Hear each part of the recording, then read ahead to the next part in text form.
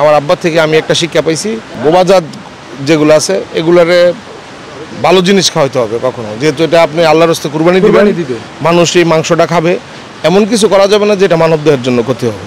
সুপ্রিয় দর্শক বন্ধুরা, আসসালামু আলাইকুম। দেশ ও দেশের বাইরে যেখান থেকে আমাদের প্রতিবেদনটি দেখছেন সবাইকে সাফল্য টিভির পক্ষ থেকে স্বাগতম জানাচ্ছি। আমি মোহাম্মদ শান্ত মিয়া। দর্শক বন্ধুরা, আজকে আমি চলে এসেছি নরসিংদী জেলা মাধবদী থানা নুরালরপুর ইউনিয়নের চেয়ারম্যানের বাসায়। এই যে ফার্মটা দেখছেন, এই ফার্মটার নাম হচ্ছে সাকিব এগ্রো ফার্ম। এই ফার্মে আপনারা পেয়ে যাবেন বাংলাদেশের সেরা যে বলদ গরু কালেকশন, সেই সেরা বলদ গরু কালেকশন। তো আপনারা দেখতে পাচ্ছেন মাশাআল্লাহ অনেক সুন্দর বলদ। তো আসলে আমি মনে করি দর্শক বন্ধুরা, বাংলাদেশে সর্বোচ্চ 10টা খামারে এরকম গরু আছে কিনা তাও সন্দেহ আছে। তো আপনারা যারা এরকম বিগ সাইজের বলদ গরু সংগ্রহ করতে চান, আপনারা চাইলে এই খামার থেকে সংগ্রহ করতে পারেন। এই বলদ গরু সম্পর্কে জানতে আশা করছি সম্পূর্ণ সময় জুড়ে আমাদের সাথে থাকবেন। আর ভিডিও ভালো লাগলে অবশ্যই লাইক কমেন্ট শেয়ার করবেন।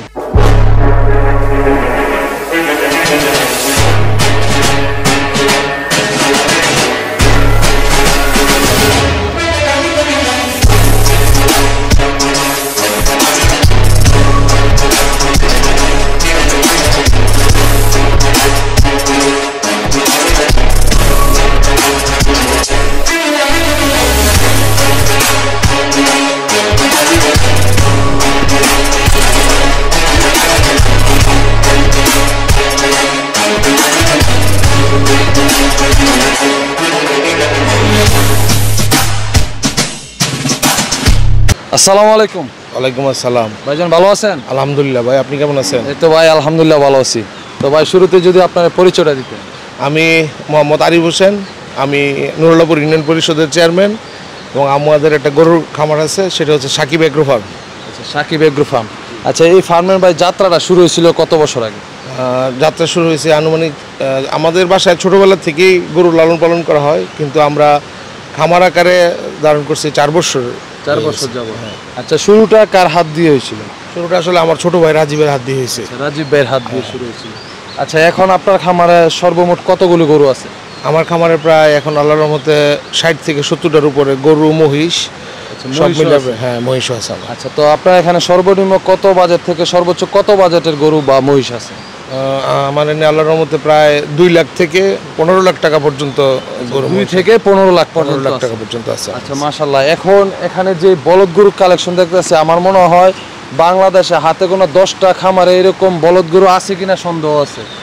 কারণ এখনো পর্যন্ত যত ইউটিউবারই ভিডিও আপলোড করছে, এরকম বলদ কালেকশন দেখা যায় নাই। আসলে আমি তো আপনারও অনেক ভিডিও আমি দেখি, আমার কাছে এগুলো আছে। কার কাছে আছে সেটা আমার চেয়ে ভালো আপনি বলতে পারবেন। হ্যাঁ, আমরা তো সবসময় আসলে এটা নিয়েই কাজ করি, কিন্তু এখনো পর্যন্ত কোনো ইউটিউবারকে দেখি নাই, আমি তো দেখি নাই কোনো অনেক খামারে। কিন্তু আমার থেকে যারা বড় আছে, সিনিয়র আছে, তারাও দেখাইতে পারেনি। আর এরকম কালেকশন মাশাআল্লাহ, এগুলো তো মনে হয় না এই বছরের কালেকশন। না, এগুলো বছর আগে কালেকশন করছে। এগুলো আমার গত কুরবানিদের পরে কালেকশন করা। গত কুরবানিদের পরে কালেকশন করা ছিল মাশাআল্লাহ। আচ্ছা, যেই গরুগুলি দেখতেছি এই গরুগুলি তো সব বিশাল বড় সাইজ, এক একটা মনে হয় 900 কেজি প্লাস হবে আনুমানিক আইডিয়া। জি, 900 কেজি। এটা তো মনে হয় 1 টন কাছাকাছি প্রায়। এগুলি কি স্কেল করছেন? আমি আনার পরে স্কেল করছিলাম, পরে আর এখন পর্যন্ত স্কেল করেন নাই। আর আমি আসলে কুরবানির গরুগুলো স্কেলে বিক্রি করি না। স্কেলে বিক্রি করেন না? স্কেলে বিক্রি করি না। আসলে কুরবানি আল্লাহর রাস্তে দেয় মানুষ, এটা স্কেলে আমি হুজুর তারপর আর অনেকের কাছে একটু পরামর্শ নিয়েছি, স্কেলে বিক্রি করাটা আসলে কুরবানি ঈদে ঠিক না। আচ্ছা, আর এরকম বড় গরু তো আপনার স্কেলে উঠায় না। আর এইসব বলদ গরু স্কেলে বিক্রি হয় না। ওই 200, 400 কেজি ওজনের ওইগুলিতে আপনার স্কেলে করে মারতে পারছে। আর এগুলি তো আপনি স্কেল করে বিক্রি করলে পোষাইবেও না। আর এখন এগুলি তো বাংলাদেশে বলা যায় রেয়ার গরু। জি, রেয়ার। যেহেতু আমাদের বর্ডার বন্ধ ইন্ডিয়ান গরুগুলো আসা খুব রেয়ার। যেগুলো আসে মানে ফাঁক ফুকর দিয়ে দেখা গেছে 2-1টা ভালো মানের গরু আসে, এত ভালো মানের গরু আসে না। যেগুলো আসে এগুলো কাটার।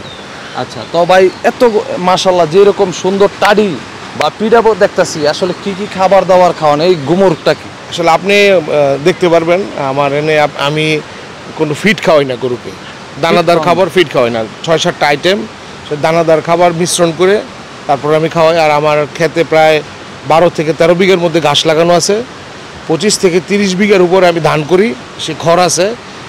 এইগুলি আমার গরুর খাবার। এগুলি খাবার প্রাকৃতিক যে খাবারগুলো আছে এইগুলো, কিন্তু আমি কোনো ফিড খাওয়াই না। ফিড খাওয়ালে আপনি দেখেন প্রত্যেকটা গরু রোদ্রের মধ্যে বাঁধা আছে, একটা গরুর মুখ দিয়েও ভালো করে লালা পড়বে না। ভাই মাশাল্লাহ, আপনার কথার সাথে তো আমি দেখতেছি এই যে এই রৌদ্রের মধ্যে প্রচন্ড তাপ, এই তাপের মধ্যে এক ফুটও দেখতেছি না লালা পড়তেছে। যে খাবার অবশ্যই 100% অর্গানিক না হলে বা ভেজাল মুক্ত না হলে এটা সম্ভব না। না, আমি ইনশাল্লাহ আপনার যারা ফিট খাওয়ায় তাদের গরুতে লালা পড়বে, এটা স্বাভাবিক। যেহেতু এই রোদের মধ্যে দাঁড়াইতেই পারবে না। হ্যাঁ, যেহেতু আপনার এরা বোবাজাত, কিছু বলতে পারে না।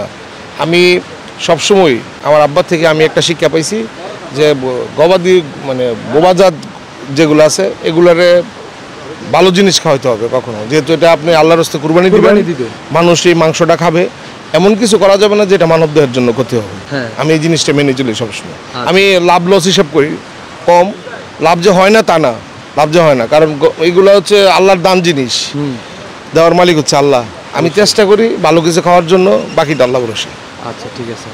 আচ্ছা ভাই, এই গরুগুলি তো মাশাল্লাহ অনেক সুন্দর সুন্দর গরু, সুঠান দেহের মাশাল্লাহ। তো এখানে আপনার বলদ গরু সর্বনিম্ন কত রেটের গরু আছে? আমি আসলে দামটা ওইভাবে বলতে চাচ্ছি না। কেউ যদি নিতে চান আমার কাছে আছে, সরাসরি আসেন, ইনশাল্লাহ খুব কম বাজেটের মধ্যে, আমি কম টাকার মধ্যে ইনশাল্লাহ আমি দিয়ে দেবো।